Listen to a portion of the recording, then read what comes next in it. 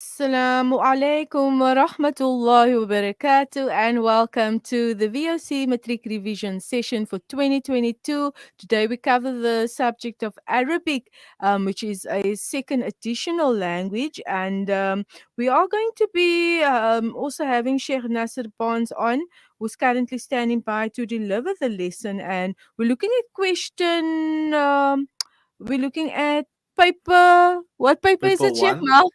Paper one. paper one, question two, and question nine, inshallah ta'ala, unpacking and outlining how to answer these questions.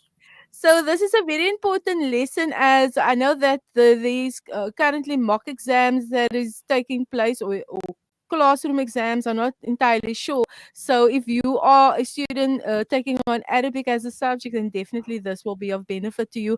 I'm going to hand over to Sheikh to commence. Bismillah. أعوذ بالله من الشيطان الرجيم بسم الله الرحمن الرحيم الحمد لله وحده والصلاة والسلام على من لا يبي بعد رب اشرح لي صدري ويسر لي أمري واحلل عقدة من لساني يفقهوا قولي السلام عليكم ورحمة الله تعالى وبركاته. Dear students, dear learners, we ask that Allah subhanahu wa ta'ala and the Almighty grant us an understanding. We know very soon, inshaAllah ta'ala, the mock exams will be embarking and dawning upon us. So we'll try to cover as much as possible bi'idhnillahi ta'ala. And as usual, time is never on our side. Right? But without further ado, we jump into it. Please, and remember, I always said leave comments so that we can know where to um, assist with. Question one, we will be dealing with question two. And question two are basically adverts. It's basically got to do with magazines, and it's basically got to do with itineraries. So when we say timetables, we mean they give you a timetable and they're going to answer questions based on it. They give you a magazine page and they will base questions on there, whether it's a magazine, whether it's a newspaper. So they give you the information and then they ask you questions based on that. Itinerary could be that they give you, for example, when you go to when you're traveling and you see an airport and there's a big board, a display board telling you what time the flight will be coming, which flight will be delayed. There's signage to tell you on which floor you can get which airlines. That's the itinerary we're referring to, right? It could even be, when we say advert, could even be the company giving an itinerary. Monday you arrive that time. On Sunday or Tuesday you'll be having breakfast. What time the bus will be collecting you at the hotel. All that falls under question two. Next slide, please, Carter. Right. Paper one, still paper one, question nine. So I'm trying to jump into two sections of the paper. Question nine is seeing things, remember? And I'm going to jump into hadith because it's the shortest. It's only two hadiths that we have dealt with during the course of the year. So in school, your teacher must have covered these two hadiths. And remember, the two hadiths are firstly, the niyyah, the intention. A very beautiful, profound, famous, well-known hadith of actions are judged according to intentions. That's the one hadith. The second hadith is a lengthy one. When three men were walking in a desert, and then rain fell down, right? And heavy rain started, and then heavy rain started. Then what did they do? But we'll come back to that later on, inshallah ta'ala. Let's go back now and focus on paper one. What does paper one entail?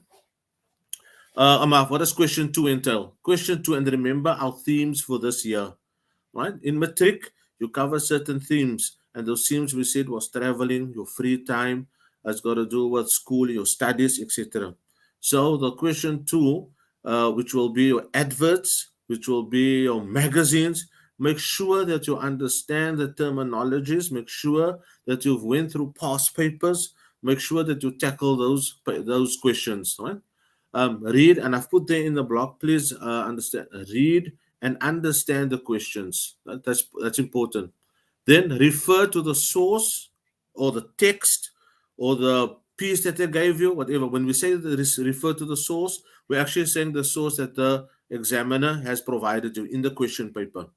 Read the text, understand the passage, and please be noteful of the time.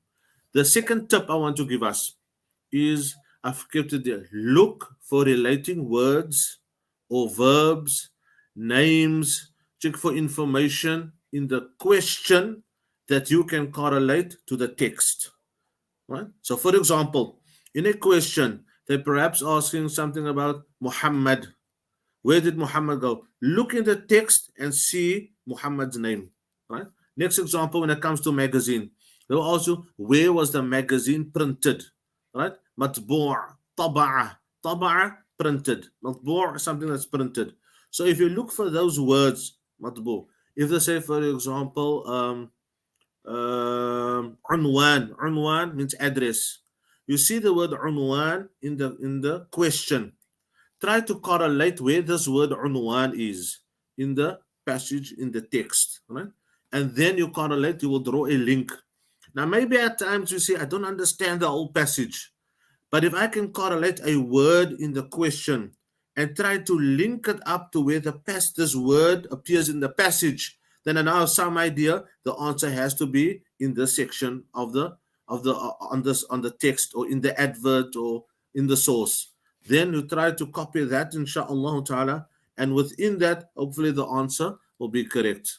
Shukran, next slide. All right. Now I just want to summarize quickly. Question 2. They can only answer within the scope of the following. And it's all the same. Whether they give you an advert, whether it's a newspaper, whether it's a magazine, it's actually the same thing. When they're giving you a traveling brochure, do you realize that they actually just giving you a page with lots of information on it? That's how simple it is. And then the questions are basically just to see where you have found the answer. Right? So that too would fall under comprehension. Knowing what's the skill that you need to know there. We said this is comprehension and it's similar to us answering like a text. You read something and look and the question and find it. Number 2, although this advert is unseen, but you were exposed to the vocabulary. You will have some idea. You will be able to get an understanding of the passage because the words in this unseen text are still words that you have familiarized yourself with during the course of your studies and specifically during the course of the year. Right? Thirdly, they always will note, and remember when we say we note, we always check for patterns. And this is the advantage of going through past papers. They will always ask you to describe the magazine, right? Or the article or the newspaper or whatever source that they give you. And remember, if you refer back to the top of this slide, I told you newspaper, magazine, traveling brochure, itinerary, all those are the same things. Basically, just a source with information. Check the heading. Always always read the heading so that you can get an understanding what this whole piece is about. Right? Answers are always hidden in the heading, right? Or the name. Check what's the company's name, see what the company is offering, and see when they're offering this, whether it's a special, whether it's a trip, whether it's a journey. Right? If it's a magazine, what's the name of the magazine? When was a magazine printed? Which issue of the magazine it is or newspaper? Got that? Right. So once you stick within the heading and you see the top section, there's loads of information that you will find there. And there's usually those pieces that you see there's always questions based on that. And I'll show that later, inshallah. Lastly, correlate, like I said when we started out before this, correlate similar words. Check in the question. A verb. You can maybe say aina, where, or the word use the word matar, airport, or they use the word ta'ira, aeroplane. Then try to see where I see this word in the passage. Where do I see this word? Within the text, in the newspaper, in the magazine, etc. Next slide, please. Well, yeah, here's an example of a past paper. Just to guide us through where we can find the answer and how we correlate those words. Now, the instruction is very simple. Udrus al-majalla, study the magazine. Jahidan, thumma ajib anil as'ilati al-atiyah. Study this magazine well, then answer the following questions. Now, have a look at 2.1. 2.1 and look how simple. And remember, I started out by saying how easy Arabic is. Don't think that Arabic is difficult, right? As maybe we find it a bit challenging, But that's the purpose of this, inshallah ta'ala, to see where we can simplify things. And the reason I say simple and easy is because if I look at 2.1, it's 1 mark. If I look at the following, another half. Right now, please note this, dear students. You see, 2.1 has 2 parts to that one question. So, لأي سنة وشهر هذه, for which year, وشهر and month is this magazine? Now remember I said earlier this information that we'll find on top of the and in the heading of the magazine. Then the second question, من أي وزارة, which ministry تصدر هذه المجلة is seeing to the publication of this magazine, right? So 2.1, even though I see 2.1, just remember there's an answer there that is 1 mark, and the second portion is also 1 mark. 2.2 again, اذكر الدولة, mention or name the country in which this التي تصدر منها هذه المجلة, in which this magazine is issued. So once again, that information is on that page. Right. Look at the second part of question 2.2.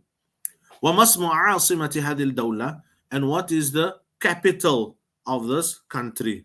Right? Which country? The one in your first part of the answer. I want us quickly to look at 2.4. 2.4, ma mansib, what is the position? And the reason I'm showing us 2.4, do you see over here, they even put us the words in English to assist. In case the student didn't understand the word mansib, or mansib has numerous meanings. So they didn't want the learner to take a meaning that's out of context, so they place it here, position. So what is the position of who? A person's name. Saud ibn Abdul Rahman al-Muqbil. That's a person's name. You got it? Look now at the second part of question 2.4. Had ma'na al-maqala. Give the meaning. Now when you say meaning, this word ma'na can have two understandings. It can ask, give the translation of something, or it can say, explain something. I want to know what's the meaning of this word. Right? So if I were to say, for example, the word constant, and I say, explain what's the meaning of constant, then you would use another, more English words to say something that doesn't stop. You will use words, you will explain something that continuously occur, that's constant. Right? Now, when they use the word ma'na, it could have two understandings. Either translate the word, or it could mean explain the word. Right. Now, how would I know if it means translate or explain? Because the question will make it clear. Had ma'na al-maqala. Give the meaning of the phrase or statement. Fi sad. Now, this sad over there stands for safha. Safha means page. Give the meaning of the statement on page 56. Now, must I explain that phrase? No.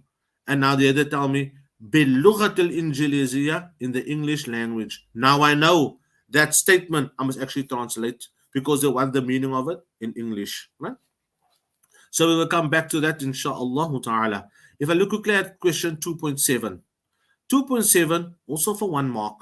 And the total is 12. 12 easy marks. Why do I say 12 easy marks? Because they're giving you, alhamdulillah, they're giving you the source material, and then all the answers are there.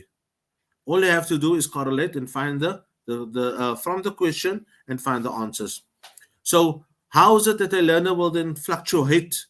It is there's finer details in your translation, the finer details in technical understanding of the question, and looking for certain information that is precise or specific. That will make the difference between code 7 learner and code 3 or code 5 learner. Right. So question 2.7 now says, Become tashtari. How much would you buy هذه المجلة, this magazine, في جنوب أفريقيا, in South Africa? So basically, how much would you pay for this magazine if you bought a copy in South Africa? Right. The next slide will clarify that even more. Right. There we went through the questions. The previous slide, we went through certain questions, and here I'm looking at an advert. or in this particular instance, I'm looking at a magazine. And if I say I've placed in it, this was a last year's final paper, right? Last year's final paper. Now, my dear students, I don't want to think this is two things. No, this is one. This was only on one page, but just in order to get clarity and in order to magnify the wording, and this part of your on the right is actually at the bottom of the advert, right? But it's one advert, it's not two pieces, it's just two sections that I've placed in half in order to enlarge it, right? So this here is actually Majalla Siyahiyya. This is a traveling magazine. Siyahiyya is like touring, right? Tourism. متخصصة, and it specializes بنشر عدد من الموضوعات, and it has different um, facets to it, متنوعة, various عن السياحة, various touring الداخلية, inside المملكة, inside the kingdom, right? Inside the kingdom. Now remember, these are all sources taken from Arab countries, so naturally you will find Arab places will be more mentioned in these pieces, right? So now that I've read the heading, now I know. First of all, this has got to do with touring, right? This is a magazine about touring, traveling. Then I know it's also different places, different ways of places of traveling. Then I also know Dakhil fil Mamlaka. I know it's inside the kingdom of Saudi Arabia. With me? Right. How do I know Saudi Arabia? Once again, and this section here on top, this is a section that we said understand, read that well, because that will give you a clear understanding and idea on what to expect further in the passage, in the source. Usisat Am. It has been established the year 2010. And if I look at the little meme over there after 2010, that is Miladi, meaning Gregorian. Al Muwafaqa, right? And that correlates with 1431 and the little Ha Hijri. That's my Islamic year. في المملكة العربية السعودية, in the kingdom of Saudi Arabia. So now I know there's the country, right? And then remember, we dealt with the questions before this. Which country? Yeah.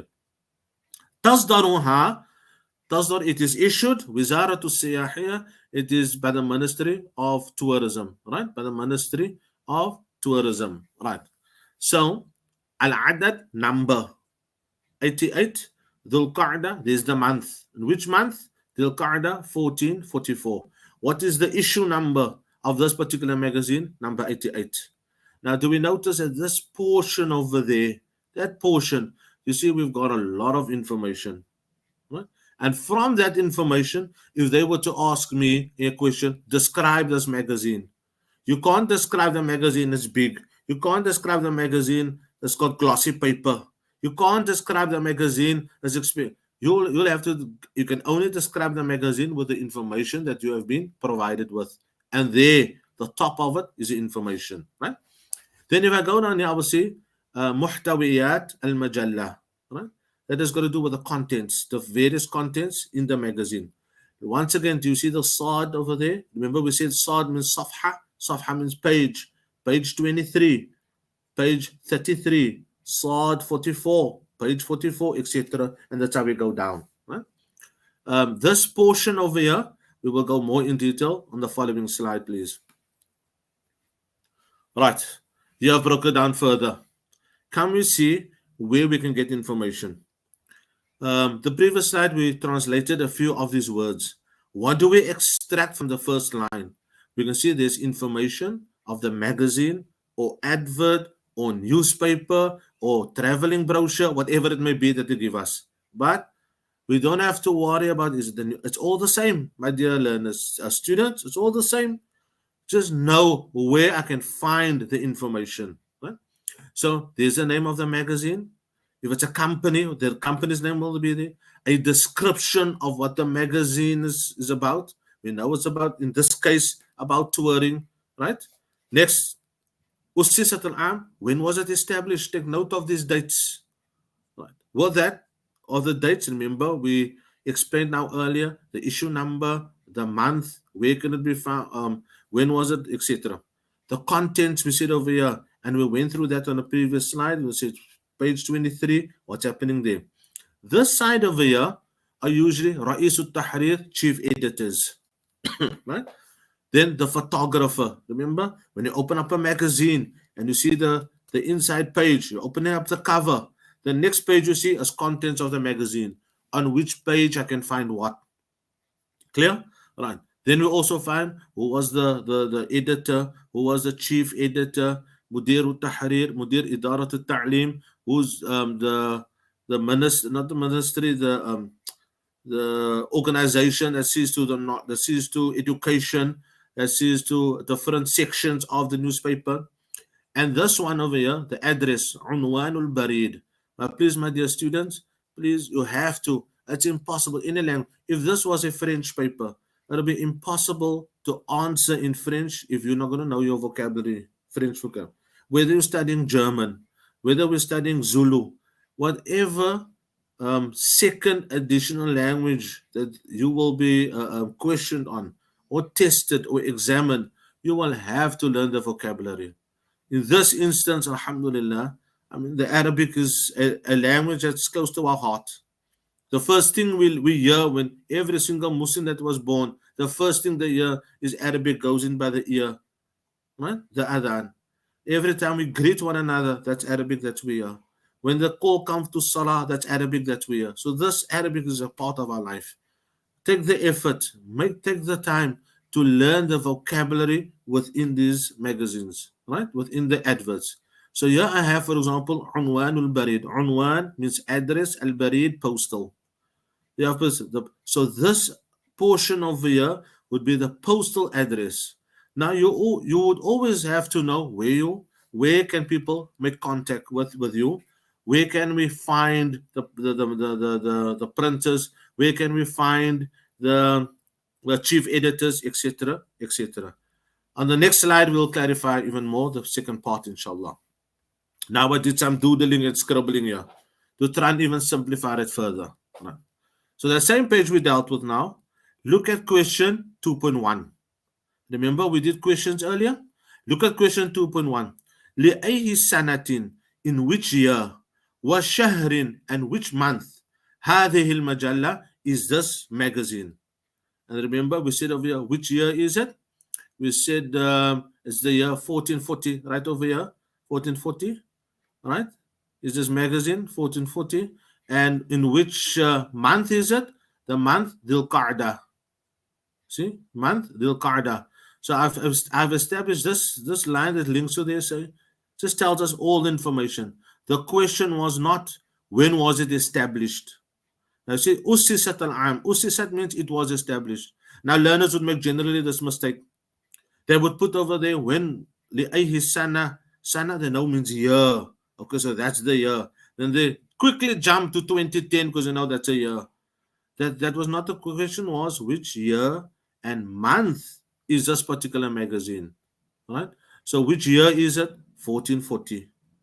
With me? Which month is it? Dhul Qa'dah. There's the answer. Dhul Qa'dah, right? And in other examples, you could even ask when was this a magazine established? Then you'd have to say it was established in 2010 or 1431. With me? Next question to 2.1 was min ayhi wizaratin tusdaru, which ministry was involved, which ministry is responsible for issuing this magazine? And remember, there's the answer above that. Wizaratu Siyahiyah, right? Siyaha. Wizaratu, you see. Now, this is what I said. Remember, I told you, come and look for similar words. In there, I'm looking at the word ziyara. I'm looking at the word I'm looking at the word wizara, which means ministry. Now, let me see where I can find that word somewhere else in the passage. And there I find it, wizara. See there? There's that word again, wizara. So what I do, I correlate, I look for familiar words and where I can find it. Then even as, remember we said verbs, the word tusdar. There's tusdar means issue, and there's it again, tusdar. So that is how, inshallah ta'ala, we try to connect our questions in order to find the answers. Quickly going through here, address. Now this is again question 2.3's answer. Hat unwan. Unwanul barid. You see this again, unwanul barid. You see there's unwanul barid. And again, there's unwanul barid. We mentioned this earlier. So try to look for for links in the question and the answers. But here's the catch. They want this كاملا, give me the full address باللغة الإنجليزية, in the English language. So what do they want us to do? They actually want us to translate. Give all the information here in the address in English. And that's very easy. That's very, because what's an address? There will always be a number, a street name, and there can even be a city name. So to translate cities and street names would be very easy. With me? Right. What we need, that Sad and that Ba means Sundukul Bir, which means postal PO box. Right? That's Sad and Ba, Sundukul Bir. That means post box, PO box. Right? Next, come and quickly look at 2.4. 2.4's question was, Ma Mansibu, what is the position of Saud ibn Abdul Rahman al Muqbil? His name, the person's name is Abdul Rahman, Saud ibn Abdul Rahman al Muqbil. They ask, what is his position? Now, in order for me to know his position, I first have to see where is he mentioned in the magazine. And there, I've doodled there, I made a little line over there just to show you. See, there's it, there's his name. Saud Abdul Rahman al Muqbil. So what's his position? Mudir. He's a supervisor, Idaratul Ta'lim, with regards to the committee, or that got to do with the education department, right? In education or knowledge, the word ilm, ta'lim is there, right? So now, they didn't ask you to translate. They just wanted to know what was his position. So if you were to write it down as is, then there you get the answer, right? And I'm just proving to you that the answer is right there in front of you if you're only vigilant enough and know where to look. Then part of 2.4 is hat ma'na al-maqal. Give the meaning of what you said. And remember, we dealt with this question earlier, and I said on page 56. Now come and see quickly, where's page 56? Now I go this side, and I say, there's page 56. And then remember, we said باللغة الإنجليزية. Now I know I'm going to have to translate this phrase, this statement, this saying in English. So سياحة في بلدك, that traveling in your country, أفضل is preferred or better من سياحة الخارج, outside of your country. Got that? Right, now we quickly continue now so we can come to the next slide, inshallah. And this is the bottom part of that same one, right? Just to show you again that the answers are there. At this thaman, look at the word thaman. Thamanun nuskha, price of a copy of this magazine. Now they're giving you America $4 in America, Canada $3, at Dawla Afriqiya, African countries, right? At Dual Afriqiya, the African countries, $4. And look at my question 2.7 that we dealt with earlier. We asked, Become Tashtari, how much would you buy this magazine in South Africa? See, there's it. Right? There's my answer over there. So just looking for the correct, if I say Junub Afriqiya, so now I see Africa there. Let me try to write Africa here. Right? So if that's Africa, then I know in the African country, $4. So now I say, Become Tashtari, how much would you buy? Right? This magazine, the answer, $4. Right? So Allah subhanahu wa ta'ala grant ease in that, inshallah. Next slide. Right. And yeah, this is what I did. And this is what the tips I always give the students. You will get your source material and you will get your question paper. Take the question paper, take your questions and put it next to the your source material. Right? So in this case, source material B. There's question 2. Refer to source material B. So what do? You keep the questions one side and you keep your advert one side. Right? If it's the hadith, you keep the questions on hadith one side and you keep the hadith on the other side. If it's your Quran, Yusuf, you keep the questions on Quran and you keep the Quran's source material on the side. Right? What do? You check, you read between. Where can I see the link? Where can I see the link? Right? Try not to page too much back, left and right. It'll all just increase the anxiety and make you even more nervous. But if you keep it side by side, then you will be able to correlate even much better, inshallah, more accurately. And in that case, and in that sense also, save a few minutes when answering. Right? So do that, inshallah. Shukran, Nakana. Next slide, please. Right, now we jump quickly to question 9. And this will be just a few simple tricks and tips and guidelines, inshallah ta'ala, just for you to be more adequately prepared. Right? Next slide. Your other quick hadiths. Now, I'm sure you've covered this in class. Right? I'm sure your teacher went through this. This is hadith number 1 on my left and hadith number 2 on the right. Oh, it doesn't matter. If you did the one on the right, you did that first, and the hadith will be number 1 for you. And the longer one, hadith number, doesn't matter. Bottom line is you covered both hadiths. No. So this could either be source material D, this could be source material E, depending. But because it's question 9, it could most probably be source material D, right? So when you read source material D, I just quickly want to run down the long hadith. Right? So the long hadith, once again, the trick that we've learned, look for a verb, a corresponding name, corresponding word in the question that I can find in my hadith. The long hadith deals with 3 men walking in the desert, heavy rains then fell down. Then they were seeking refuge, and they went into a cave, and then a huge boulder or a rock covered the mouth of a cave. So now they couldn't exit. So despite trying to all their might to move the rock, they couldn't. The only solution was when one of them said, "Come, we turn to our good deeds that we have done solely for the sake of Allah, that we know we did this sincerely for Allah, and we ask Allah through those good deeds and sincere actions that Allah must save us and rescue us from this predicament." So the first one made the dua. He says, "Oh Allah, I have." He says, I have old parents. I milk. Every day I take milk for them. But when I go out in the field, one particular day I came home very late. And it says, and I stood there. I'm going to go milk the goat or the cow. I milked the goat and I took the milk to my parents, but they were fast asleep.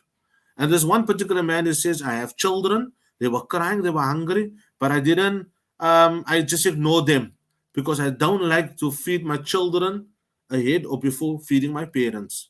So because my parents were asleep, I didn't disturb them. I left them until the next morning when they woke up, so I gave them the milk. And then he says, oh Allah, I did this sincerely for your sake. If that was sincerely for Allah's sake, there was no one to brag or boast about. If I did that for Allah's sake, then please assist us and open the gap. And then Allah moved the boulder or the rock a little bit. The second person again, he wanted to zina. And then he knew I had a family member who was in dire need of finance. And then he said, I will give you the finance on condition that we zina. And then the young lady told him, Ittaqillah fi Allah. Don't do this haram act. And then just before he wanted to zina, he realized and he jumped up and he says, Astaghfirullah, I can't do this. And we learn from that, even staying away from haram for the sake of Allah. And he made dua, oh Allah, I didn't do that haram for your sake, Ya Allah. And then Allah moved the stone again. The third person again, he employed someone and he didn't pay the person. And from that money, he invested that into farmland and his farms grew and he got more animals. Eventually, when that worker came back years later, claiming his pay that he worked those years, and then the person said, take that field. Take in as much goats and cows as you want because I took your money and I invested it. Right? So we learn, and then they made the dua, oh Allah, I gave it to that person and I did that solely for your sake, Ya Allah. And because I did that for your sake, Ya Allah, assist us so that we can exit this cave. And then Allah removed that huge rock. Right? So that's a beautiful hadith in that. And then we come to the second hadith, a famous, well-known hadith, that actions are judged according to our intentions. Right? So go through the past papers with that, and inshallah ta'ala, it can only become easy. And inshallah ta'ala, it's very clear because we only did 2 hadiths. I end off with the following. Next slide, please, Qanita. This, my beloved dear students, you must know this. 6 books of hadith. Right? And there's the names. You must know who the authors are, and you must know which books they have authored, the names of the books. So, for example, you can't, when we say Sahih Bukhari, they will either give you the book's name and they want you to give the author's name, or they mix it up. They give you one author, then you must give the book, or they give you the book's name and you must say the author. Now, there's only 6. Memorize these 6, and please make sure that you have the complete name. I quickly want to draw our attention to number 5 and number 6. In fact, if you go to number 1, 5, and 6, do you see that number 1, the book's name is Sahih Bukhari. Number 5, the book's name is Sunan at-Tirmidhi. And number 6, Sunan Ibn Majah. But just look at the authors. The name starts with Muhammad. This one, Muhammad. Number 6, Muhammad. You see there? Right. So what learners will do is, due to having confusion, if you don't have the full name, then you cannot expect the mark. You can't just say Muhammad something. You can't just say Muhammad and then Tirmidhi. No, it must be Muhammad bin Isa at-Tirmidhi. The other common mistake that learners do, they mix up the surnames. They say Muhammad bin Yazid at-Tirmidhi. Or they say Muhammad, or they say Ahmad bin Isa at-Tirmidhi. And this is how they mix up the names. So please, it is you have to know these names and you have to know these books. Only these 6. Right? And in order for, if you want to pass and you don't know these names in the 6 books, then how can you expect to pass? And that's how easy and how simple it has been made. All right. The next slide, please, Conrad. Here are some last tips, do's and don'ts. When you do read the instructions, please vocalize your words, especially the last. Don't just write the Muhammad. Say li Muhammadi. It's Muhammada. Don't just say bait. Say baita, baiti, baitu, etc. Check your time. Time is only 2 hours, and manage your time accordingly. Space and lay out your answers neatly. Please don't skip a line. The instructions are clear. Start, and the tip I give you, inshallah, start with section B. Start with section B. Right? Why? Because B, it is not unseen, it's actually seen. You must change that as a incorrect tip. Start with section B. Section B is not, I was supposed to say it is not unseen. Remember, section B only has 3 questions. It's question 8, which will be Quran, question 9, which will be the Hadith, and question 10, which will be the stories of Nabi Yusuf. Start with that first. And if you can get full marks for that, 40 marks out of 100, you know you're close to, you pass the paper. And then after that, then you can do the unseen, question 1 to question 7. Right? Then please don't leave answers blank. You must know, if you try your utmost and you make calculated answers, you try to calculate to find the answer, you know there's a 50% chance it could be correct. But if you leave blank, you know there's 100% no marks. Now, do not number incorrectly. Please, and I've showed you this why I focus on 2.1 had 2 parts to the same question. Don't make a 2.2 for the other part, because the moment you're numbering us out, you know you can't get the mark. Right? Don't pace yourself. Don't sit too long with the unseen pieces. And that's why I say start section B first, because I tell my students, if you start with section A and you sit too long with it, by the time you come to the pieces that you know, section B, which was seen, see, now you don't have time to finish it. And last of all, don't quote lots of chunks of the literature, especially in question 8 Quran. You're not sure what the answer is, then you want to write half of the source material. Don't do that. Please, I showed you correlate from the question and to the answers. And I end off from the very first time we sat with this in the slides, we did the layout of paper 1. So follow the guidelines from that paper 1 as well. And I will show you per question 3, question 2, what it consists, and how to assist you, inshallah. So all the best for you for the mock exam. May Allah grant you all the success, dear students. And please leave comments so we can know way further to assist you. Bi-idhnillahi ta'ala. So may Allah grant you all the best. وصلى الله على سيدنا محمد وعلى آله وأصحابه بارك وسلم وسلم تسليما كثيرا والسلام عليكم ورحمة الله تعالى وبركاته. We say Shukran, shukran Khalida. to Sheikh Nasir Barnes for today's lesson, and we wish you well with the upcoming exams, inshallah. From myself, Kanita Kamar, and my guest this afternoon, we bid you farewell. Assalamu alaikum wa rahmatullahi wa barakatuh. وعليكم السلام ورحمة الله وبركاته.